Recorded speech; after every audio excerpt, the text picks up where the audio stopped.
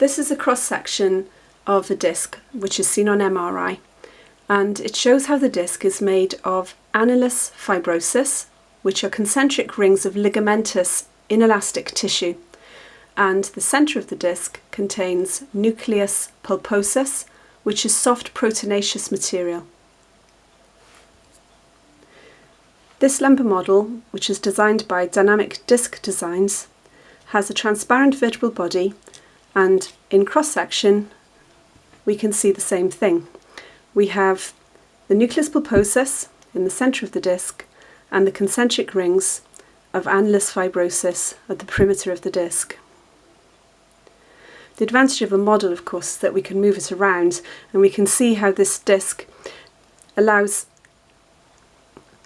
bulging in all directions when the disc is symmetrically loaded. This disc has got an annular tear, which is the same as the MRI, which has an annular tear as well. But we can see dynamically here that when we are symmetrically loading even a disc with an annular tear, nothing much seems to happen. If we momentarily put a forward directed pressure on the disc, not a lot seems to happen either. But if we have prolonged pressure at the front of the disc, then we can see that the nucleus pulposus leaks out of the annular tear and catches a nerve, which in real life would cause sciatica.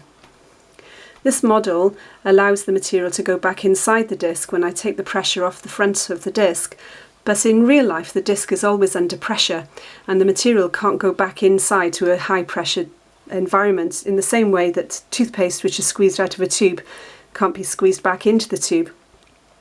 So the body mounts an inflammatory response and dissolves the piece of offending nucleus pulposus away, but this can take several weeks.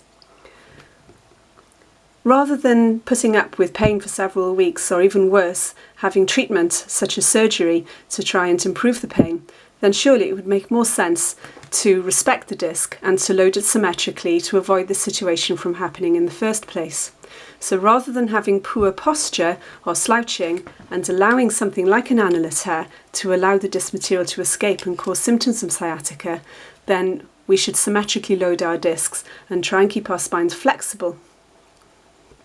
to avoid even an annular tear happening in the first place.